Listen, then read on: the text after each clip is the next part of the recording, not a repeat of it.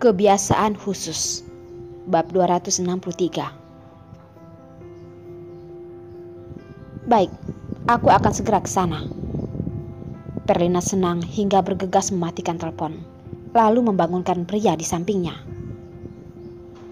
Lengan Jasper dijulurkan, menarik orang itu untuk kembali. Pergi terburu-buru begitu, mau kemana sih? Sini, kembali temani aku tidur sebentar lagi. Minggir, aku tidak sempat mengurusimu. Perlina memalingkan wajahnya dan mendorongnya dengan tidak sungkan. Jasper pun tidak kesal. Tangannya langsung memegang kepala, melihat bayangan dia yang membara. Aku sungguh curiga, apakah kamu terlahirkan dari keluarga Yu? Apa pedulimu? Aku pergi ya. Sebelum keluar, ingat menutup pintu. Perlina mengganti baju sebentar, mengambilkan baju untuk Darlin, lalu menghilang seperti angin. Dia meninggalkan Jasper yang tidak berdaya. Mengapa ia menyukai wanita seperti ini? Ia kelihatannya dingin dan tidak bisa didekati. Setelah dekat, baru tahu bahwa itu hanyalah penipuannya. Suka keramaian adalah sifat aslinya. Tetapi, siapa yang menyuruhnya menyukainya? Ketika Perlina sekejap berada di hotel, badan Darlin masih dibungkus dengan selimut, lalu berjalan keluar. Astaga Darlin, musibah apa yang kamu alami kemarin? Perlina melihat kekacauan di dalam kamar. Di lantai ada banyak kain sobekan. Matanya yang bersinar seperti sedang menerangi ruangan. Hanya kurang fitur untuk memindai. Ia menilai seluruh sudut kamar mengetahui peperangan kemarin malam. Sepertinya mereka kemarin malam sungguh antusias. Baju ini, celana ini, aroma kental yang tidak hilang. Tidak tahu badan kecilnya ini bisa menerima berapa ronde. Kamu masih berani bicara? Cepat, berikan bajunya padaku, kata Darlin sambil menggigit gigi. Perlina seperti mendengar sebuah penemuan baru, berkata dengan heran. Darlin, sejak kapan suaramu menjadi begitu serak? Apakah kamu minum terlalu banyak kemarin? Perkataan temannya ini bukan tidak dimengerti oleh Darlin.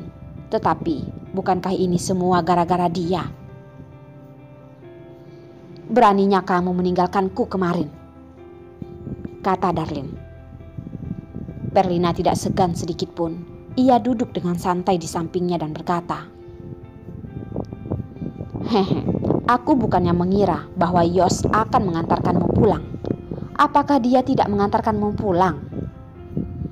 Jika memang mengantarnya pulang, dia bisa di sini, apalagi karena dia kemarin. Sudahlah, hal seperti ini Darlin memilih untuk tidak bicara. Tahu semakin banyak, semakin khawatir. Ini bukanlah hal yang ia inginkan. Darlin pun merebut baju di tangan Perlina dan menggantinya dengan pelan.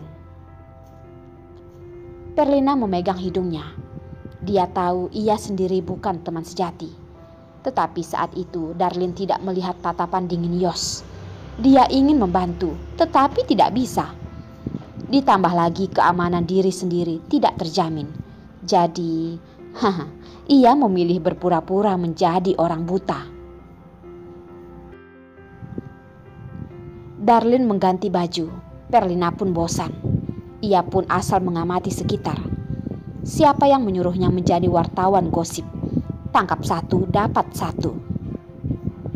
Perlina menemukan ekor salep dari dalam selimut. Dia pun menariknya dengan penasaran. Ia sadar ini adalah salep, lalu melihat tulisan di atasnya dengan jelas. Sekejap, ia tidak tertahankan. Tangannya memukul ranjang itu. Tertawa seperti sudah gila. Hahaha, Darlin, tidak disangka kamu bisa menggunakan ini. Pasti Yos kan yang membelikannya. Sepertinya ia sungguh menghargaimu. Salep trauma. Bukankah itu untuk mengobati suatu tempat? Sejak kapan Yos berubah menjadi begitu ganas, bahkan membuatnya hingga terluka. "Jangan lihat, cepat, berikan padaku." Darlin sadar bahwa Perlina sedang mengambil sesuatu. Hatinya langsung memanas. Dia itu sakit tidak berdaya. Melihat Yos pergi dengan meninggalkan salep itu, dia pun mengambilnya dan mengolesnya sendiri. Dan tidak usah dibilang, setelah mengoles salep itu, rasanya sudah mendingan. Lalu dilempar sembarangan di atas ranjang, dan tidak disangka temannya itu bisa menemukannya. Sungguh memalukan. "Dia masih bisa memberikannya padamu. Boleh juga itu anak. Cepat katakan, apakah Yos kemarin telah makan obat? Ganas sekali ya?" Perlina tertawa kecil. Kepala Darlin seperti ditabrak oleh sekumpulan burung gagak. Tatapannya kosong. Bisakah ia bilang bahwa orang yang memakan obat itu adalah dirinya sendiri, dan dia sendiri yang menahan Yos untuk melakukan itu semalaman? "Kamu tidur begitu malam, jangan katakan padaku bahwa kamu sendirian." Perlina sedikit kebingungan. Suasananya pun tidak berlebihan lagi. "Ya, tentu saja aku sendirian." Begitu Darlin melihat ekspresi itu, langsung mengerti. Dengan santai mengambil salep itu dan melemparkannya ke belakang. Melanjutkan memakai baju. "Darlin, kenapa di lantai masih ada kertas?" Pandangan Perlina masih dapat melihat sekumpulan kertas. Dia berencana untuk menundukkan badan dan memungutnya. Darlin terkejut ringan, membuat Perlina pun kaget. "Jangan dipungut." "Kenapa?" Perlina pun berhenti, lalu duduk kembali. Bukankah itu hanya selebar kertas? Untuk apa Darlin begitu panik? Tatapan Darlin bersinar. Dia melihat gumpalan kertas yang dihancurkannya tadi, dan berpura-pura tidak terjadi apa-apa. Kertas ini menahan beban yang tidak bisa ia terima. Perlina melihat dan mengerti pada teman baiknya ini. Terdiam beberapa detik, lalu melototkan matanya melihat kertas di lantai itu. Lalu melihat tatapan pada temannya dan berteriak,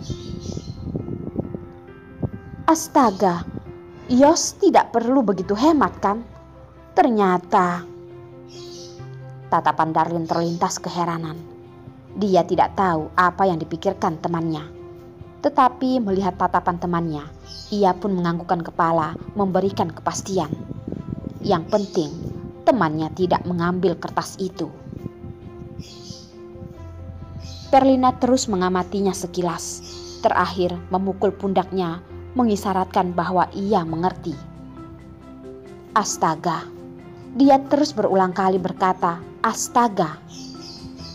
Yos ini terlalu jantan.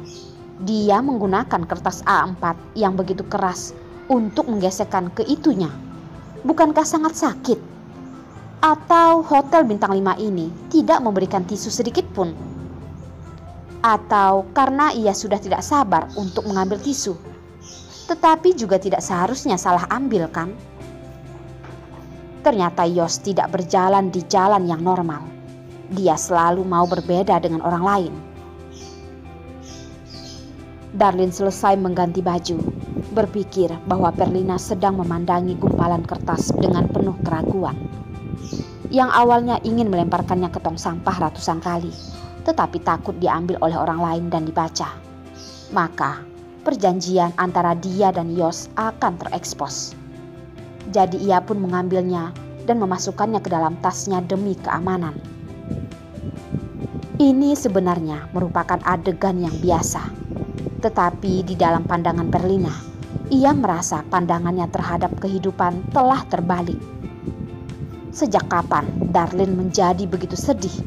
Bahkan tisu yang sudah dipakai pun masih mau dipungut kembali. Dia berpikir benda itu untuk apa dipungut kembali. Perlina memikirkan adegan itu saja sudah bisa merinding. Pemandangan itu terlalu membuat mata perih. Ia pun tidak berani untuk membayangkannya. "Perlina, kamu kenapa?" Darlin melihat temannya yang tiba-tiba gemetar tanpa alasan. Ia bertanya perhatian. Perlina melihat tangan Darlin yang dijulurkan padanya. Sangat takut. Ia hampir terjatuh dari ranjang. Lalu segera menggelengkan kepala dan berkata, "Aku tidak apa-apa, tidak apa-apa. Sudah boleh pergi kan? Aku antarkan kamu pulang ya." Ia menghibur diri sendiri. Tidak apa-apa, tidak apa-apa. Siapa yang tidak memiliki kebiasaan yang khusus? Dia seharusnya menghargai kebiasaan khusus teman baiknya itu.